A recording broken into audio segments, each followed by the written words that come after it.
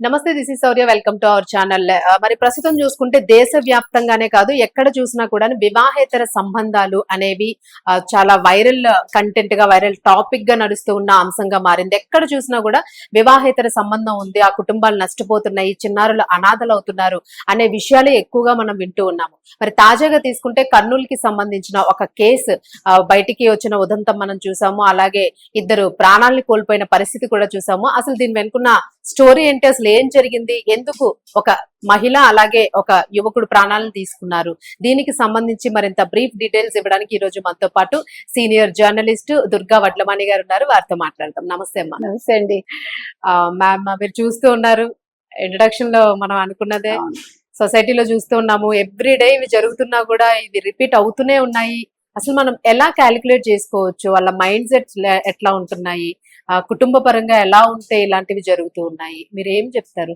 ఒకటండి, అసలు ప్రేమించడం అనేది ఓకే, తెలియకుండా జరుగుతుంది, అది ఎవడు కాదని అంటూ.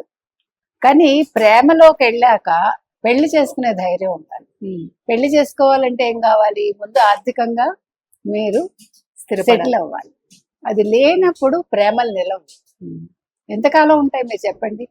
ఇప్పుడు పెళ్లి చేసేసుకుంటారు. ఇప్పుడు మీరు సినిమాలు అలాగే చూపిస్తాడు, వాళ్ళకి పెళ్లి అయిపోతుంది. అంటే పెళ్లి అయ్యాక ఏం జరిగిందో ఎవడు చూపించదు. మీకు చలంగారు మైదానం కూడా అంతే కదా. ఏం రాస్తాడు ఆయన? ఒక అడ్వకేట్ భార్య ఒక ముస్లిం యువకుడితో వెళ్ళిపోతుంది. అవును. ఓకే, మోజ్ అయిపోయాక వాడు ఏమంటాడు? నాకు ఫలానా అమ్మాయి మీద నాకు మనసు ఉంది, నువ్వు తీసుకురావాలి అంటాడు కదా. ఈ అమ్మాయి అబార్షన్ ఎంత ఘోరంగా చేసుకుంటుంది అంటే ఏమి సాధించింది? అది కావాలి చివరికి. అల్టిమేట్ గా ఏమైంది? ఆ పిల్లని తీసుకొచ్చి తార్చింది ఇక్కడ. అంతేనా? అంతే మ్యామ్.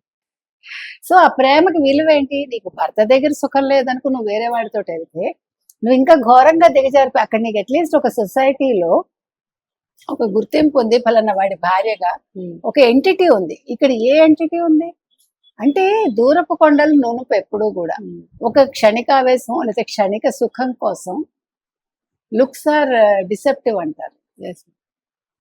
చాలా సార్లు మోసపోతున్నారు ఇలాగే.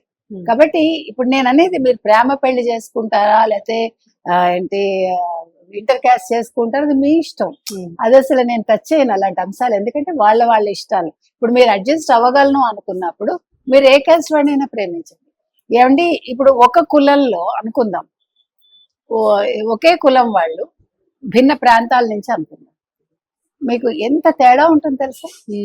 ఆచార వ్యవహారాల్లో మాట తీరు, కట్టు బొట్టు అన్ని మాట మీకు తేడా ఉంటుంది. ఈ అమ్మాయి అడ్జస్ట్ అవడానికే కష్టపడుతుంది. ఏంటి? సేమ్ క్యాస్ట్ అయితే మరి వేరే మతం, వేరే కులం, మళ్ళీ వాళ్ళ పద్ధతులు వేరే ఉంటాయి, వయసులో కూడా తేడాలు. తర్వాత భోజనం దగ్గర ఎంత తేడా అండి. ఆహారపు అలవాట్లు చాలా ముఖ్యం తెలుసా మీకు? మీరు గమనిస్తే కనుకైతే నేను చాలా మందిని చూస్తున్నాను. ఇప్పుడు లెఫ్టిస్ట్ అనే వాళ్ళు కావచ్చు, లేకపోతే వేరే మతాల వాళ్ళు కావచ్చు, మీరు గమనించండి, ఒక బ్రాహ్మణ్ పిల్లని చేసుకుంటే ఆ పిల్ల నాన్ వెజ్ వండడం నేర్చుకోవాలి, మతం మార్చుకోవాలి. ఎందుకని? ప్రేమలో మతం ఎందుకు వస్తుంది? నా క్వశ్చన్ ఏంటంటే, నిన్నుగా స్వీకరిస్తాను అన్నప్పుడు నీ ఆహారపు అలవాట్లు నీవి, నా ఆహారపు అలవాట్లు నాది, నీ మతం నీది, నా మతం నాది అని ఎవడు ఎందుకనడు?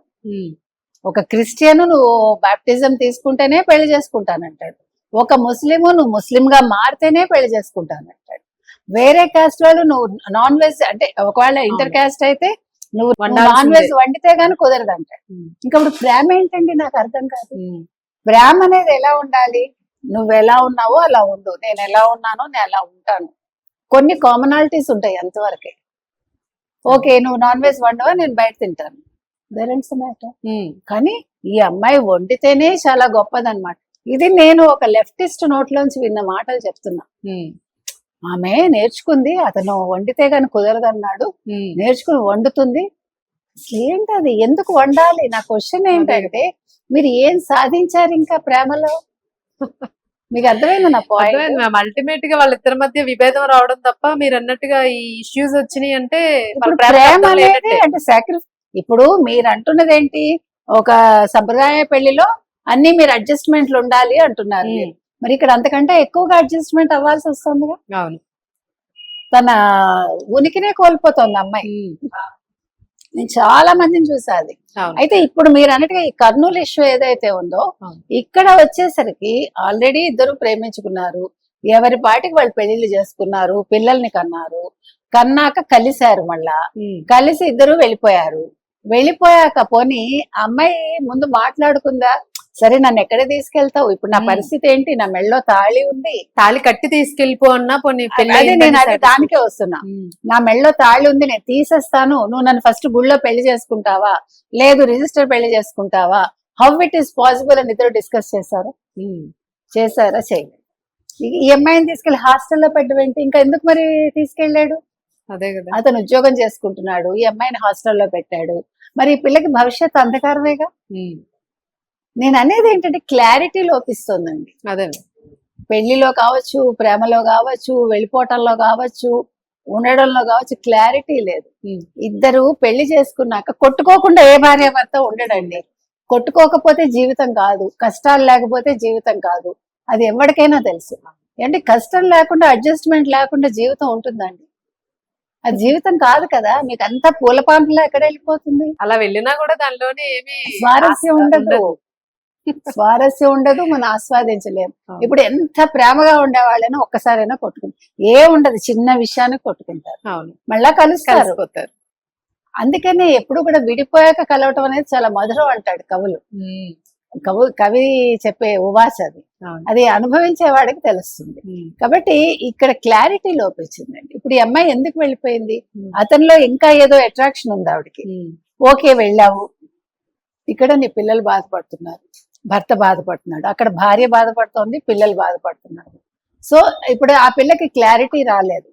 రాకపోతే ఏం చేసింది, ఏం చేస్తాడు, నన్ను పెళ్లి చేసుకుంటాడా చేసుకోడా, ఇప్పుడు నా పరిస్థితి అని భయం పట్టుకుని ఒక సెల్ఫీ తీసుకుని నేను చచ్చిపోతున్నాను అని అతను వీడియో పెట్టి, ఇప్పుడు బెదిరించి మీరు ఏం సాధిస్తారు? బెదిరించిన ప్రేమలు ఎంతకాలం నిలుస్తాయి, బెదిరించిన పెళ్లిళ్ళు ఎంతకాలం నిలుస్తాయి? ఇంకొకటి, విడిపోకుండా మీరు మళ్ళా పెళ్లి చేసుకునే అవకాశం ఉందా? లేదు కదా. ఇదానా తలాక్ తలాక్ తలాక్ అదేంటండి, ఆకర్షణ, కళ్ళు మూసుకుపోవటం అంతంగా ఆ రెండు. ఈ రోజు ఏమైంది, అతను నిజం అనుకుని అతను పురుగుల మంది తాగి చచ్చిపోయాడు, అతన్ని బెదిరిద్దాం అనుకుని అతను చచ్చిపోయేసరికి ఈ అమ్మాయి చచ్చిపోయింది. ఏం జరిగింది ఇక్కడ? ఇద్దరు లైఫ్ కోల్పోయారు. ఇప్పుడు వాళ్ళని ఎటు కాకుండా పిల్లల్ని అనాథాలు చేశారు. ఇప్పుడు ఆ అమ్మాయి ఇంకో పెళ్లి చేసుకుంటారో లేదో మనకు తెలియదు, ఈతను ఇంకో పెళ్లి చేసుకుంటాడో లేదో మనకు తెలియదు. కానీ పిల్లలకి తల్లి లేకుండా అయిపోయింది, అక్కడ పిల్లలకి తండ్రి లేకుండా అయిపోయింది. సో మీరు ఏం చెప్పదలుచుకున్నారు సమాజానికి, ఏం సందేశం ఇస్తున్నారు? కాబట్టి మీ ప్రేమలో లోపం ఉందండి. మీ ప్రేమ గట్టిదైతే ఆ రోజే మీరు ఏమనుకుంటారు, ఎదిరించైనా చేసుకుందాము అని చేసుకుని ఉండాలి, లేదు ఆర్థికంగా నిలబడ్డాకైనా చేసుకోవాలి, ఒకవేళ ఇఫ్ షీ కెన్ వెయిట్. ఇవి లేవండి, ఇప్పుడు నమ్మకం అనేది లేదు. ఆ రోజుకి అట్రాక్షన్ ఏదో చేసేయాలి మనము. ఎంతకాలం వీళ్ళు ఉంటున్నారు కొట్టుకోకుండా, ఎంతకాలం ఉంటున్నారు? ఇప్పుడు ఆ పిల్ల కష్టపడకుండా ఉంటుందా? మొన్న గంటి భానుమతి గారిని ఒక ఆవిడ ఇంటర్వ్యూ చేశాను. చేస్తే ఆవిడ ఎప్పుడూ ఒక నవలాది కథ గుర్తులేదు, ఆవిడ రాశారు. ఆ కూతురు 8th క్లాస్ లోనో 9th క్లాస్ లోనో ఉంటుంది. ఆ అమ్మాయి ఎవరినో ప్రేమిస్తుంది. వాళ్ళు వాళ్ళ మతం కాదు, వాళ్ళ కులం కాదు, ప్లస్ చాలా చిన్న ఫ్యామిలీ వాళ్ళది, అంటే దిగువ మధ్య తరగతి. ఈ అమ్మాయి చాలా మంచి రిచ్ ఫ్యామిలీలో ఉంటుంది. సో ఆ తల్లి ఏం చేస్తుంది, తిట్టదు, కొట్టదు, వద్దందు. మర్నాడు నుంచి నువ్వు పొద్దున్నే తెల్లారకట్ట లేచి నువ్వు గిన్నెలు తోము, ఇల్లు తొడు, పనులన్నీ చెయ్యి, చేశాక భోజనం, మామూలు భోజనం పెడుతుంది.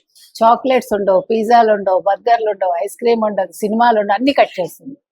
ఆ పిల్ల గొడవ పెట్టేస్తుంది వారం. ఇదేంటి mummy, this is your life, నువ్వు రేపు పొద్దున పెళ్లి చేసుకుంటావు కదా, ఇగో ఇలా ఉంటుంది నీ లైఫ్, ఇందుకు ఇష్టమైతే నువ్వు చేసుకో, నాకు అబ్జెక్షన్ లేదు. అక్కడ ఆ పిల్లాడికి కూడా అలాగే చేస్తారు. ఆ పిల్లాడిని ఒక కొట్లో పెడతారు, పొద్దున్న నుంచి రాత్రి వరకు పని చేయాలి. ఈ పనిలో ఈ వ్యామోహం అనేది తొలగిపోతుంది. ఇద్దరికి వాస్తవాలు కళ్ళ కట్టినట్టు వచ్చి, ఈ పిల్ల ఏమో చదువుకుంటానంటుంది, ఆ పిల్లాడు కూడా చదువుకుంటానంటాడు. ఆ తల్లి ఒకటే చెప్తుంది, నిజంగా ప్రేమ ఉంటే మీరు సెటిల్ అయ్యాక అప్పుడు ఆలోచించుకోండి, లేదు ఎవరి దారి వాళ్ళు చూసుకోండి అని చెప్తుంది. ఇది కావాలి. ఇది ఈ కథ ఇవాళ రాయలేదు ఆవిడ, 25-30 ఏళ్ల క్రితం రాసి. చూడండి మ్యామ్, మరి ఈ సహజీవనం మీద 50 ఏళ్ల క్రితం రాసింది కదా. మరి మైదానం నవల కూడా మీరు అన్నట్టుగా అప్పట్లో ఎప్పుడో రాసిన నవల, అంటే అప్పటికి కూడా ఉన్నప్పటికీ కూడా కొంచెం క్లారిటీ లేదు, ఉమ్మడి కుటుంబాలు ఉండేవి కదా, ఆ. కొంత ఉండేది. అవగాహన ఉండేది. సో ఇప్పుడు విచ్చలవిడితనం అయిపోయింది అంతా కూడా. ఇప్పుడు ఏంటంటే చెప్పేవాడు లేడు, వినేవాడు లేడు, అన్ని న్యూక్లియర్ ఫ్యామిలీస్ Families అయిపోయాయి. అయిపోయినాయి. తల్లి తండ్రి ఉద్యోగాలు ఫ్రీడమ్ చేస్తారు, కావాలి అందరికీ. ఫ్రీడమ్ వచ్చేసింది, డబ్బులు ఉన్నాయి. ఉమ్. కొన్ని చోట్ల డబ్బులు లేవనుకోండి, ఉమ్. కానీ చేతిలో ఫోన్ ఉంది కదా. అసలు పిల్లలోనే మమకారం కూడా ఉండడం లేదు మ్యామ్. అసలు మరి దారుణంగా లేదు. ఎఫెక్షన్స్ లేవండి. Affection. మనిషికి మనిషికి మధ్య ఆ అనుబంధం లేదు. అంటే వీళ్ళందరూ కూడా ఏదో టెంపరీగా, ఓకే ఇప్పుడు నీతో అవసరం ఉందా, ఓకే నీతో అవసరం లేదా, నీ మొహం కూడా చూడు. ఒక గౌరవం లేదు, ఒక మర్యాద లేదు, అసలు ఏం కావాలి అనేది క్లారిటీ లేదు. ఇవాళ అయిపోయిందా, అయిపోయింది లైఫ్, అట్లా ఉంది. కాబట్టి ఇక్కడ కూడా అదే జరిగిందండి. ఈ కర్నూలు ఇన్సిడెంట్ లో ఇది చాలా మంది తెలుసుకోవాలి.